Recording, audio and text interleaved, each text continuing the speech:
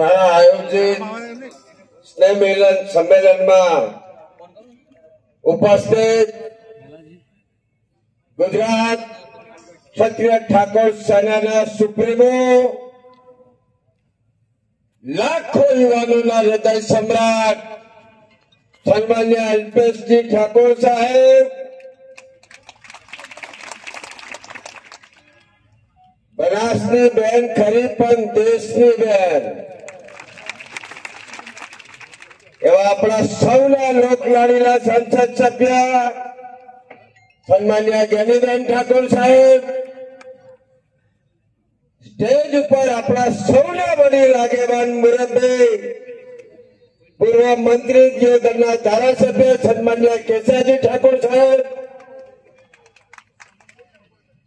બાયડથી પધારેલ માન્ય ધવલસિંહ ધારાસભ્ય શ્રી, ઓબીસી એકતા મંચના અધ્યક્ષ માન્ય મુકેશભાઈ ભરવાડ, જનકભાઈ, જિલ્લા પંચાયતના પૂર્વ પ્રમુખ પૂનાબેન, સમાજના અગ્રણી આગેવાન મેળુજી, મંચ ઉપર પધારેલ સૌ નામે સામાજિક અગ્રણી આગેવાનશ્રીઓ, મારે કઈ વધારે કઈ કહેવું નથી. મેળુજીએ કીધું થોડુંક ઘણું, પણ ભેગા થતા વાર લાગે, વેરા તો વાર લાગતી નથી.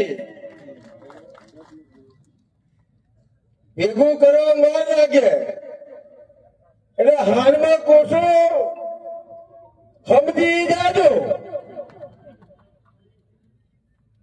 આ દિયોદરનું સંમેલન, બનાસકાંઠાનું સંમેલન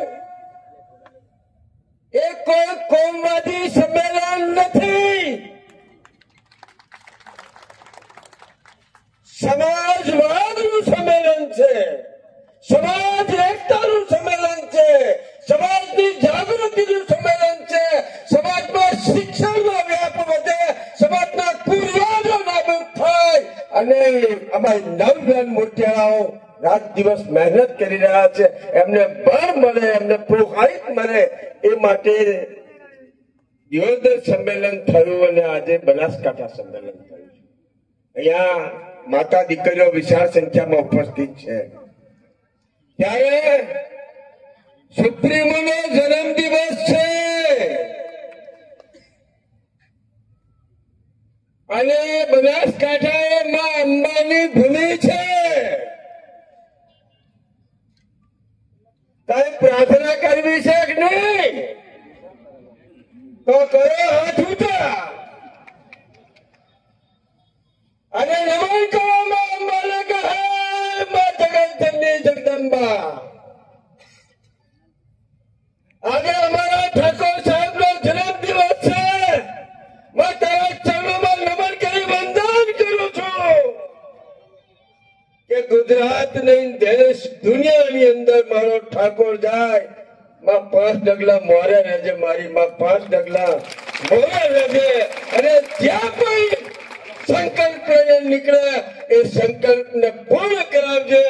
અને આવનારા સમયની અંદર તમારી મારી અપેક્ષાઓ એમાં જગત જનની પૂર્ણ કરે એવી શુભકામનાઓ, શુભેચ્છા પાઠવું છું.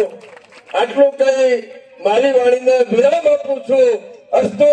ભારત માતા કી જય. જય ઠાકોર સમાજ.